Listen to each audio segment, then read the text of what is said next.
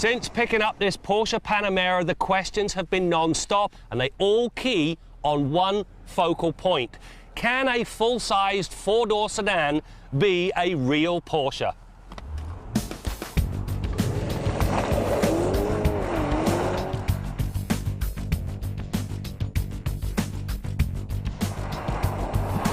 Before the monstrosity called Cayenne, all good Porsches had three things in common.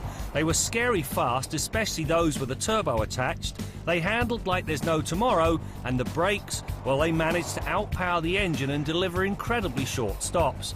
The Panamera Turbo's Brembo brakes, well, they stop on a dime.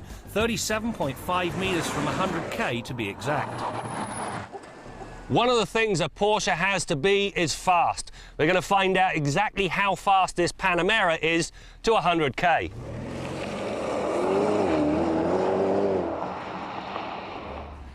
So there you have it, 3.7 seconds to 100k. Now that is fast, but it's not where this car excels. Where this car really does excel is the 80 to 120 passing move. At 2.9 seconds, this thing is a veritable road rocket.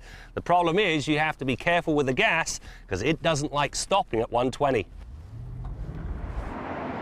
Obviously, having a 4.8-litre twin-turbo V8 that pushes 500 horsepower is a good start. However, it is more importantly the 516 pound-feet of torque that really breathes fire into the Panamera's performance. The use of two turbos, direct fuel injection and Porsche's variable valve timing and valve lift on the intake cam means that this engine begins to twist out its sweetness at 2200 RPM. This banishes the lethargic launch so typical of many blown engines. When equipped with a chrono package, the turbos can actually go into an overboost mode, which bumps the torque output by 10% to 567 pound-feet, and it can do this for up to 10 seconds.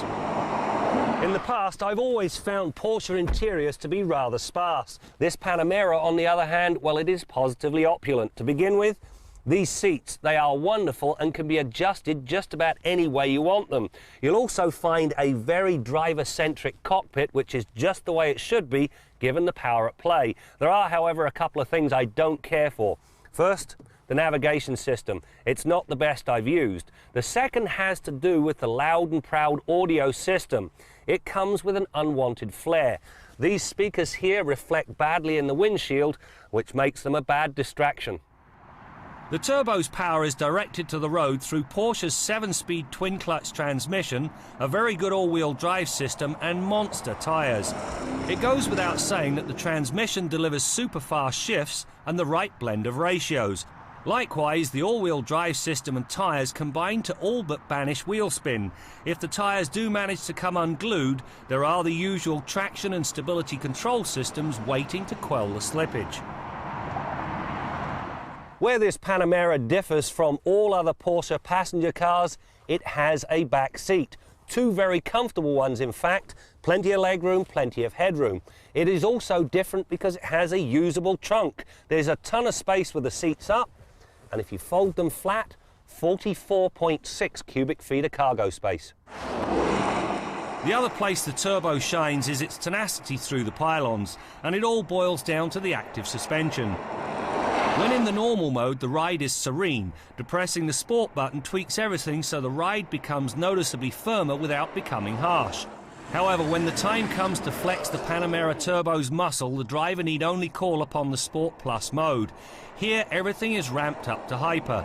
The suspension stiffens and the ride height drops by 25 mil.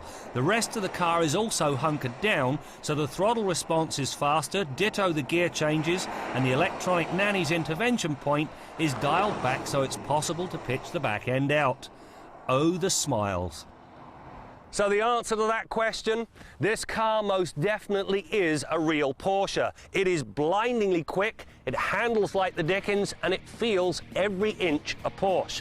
It also has, of course, the advantage of having a usable back seat and some real trunk space, all of which left me with but one question. Who exactly is the buyer?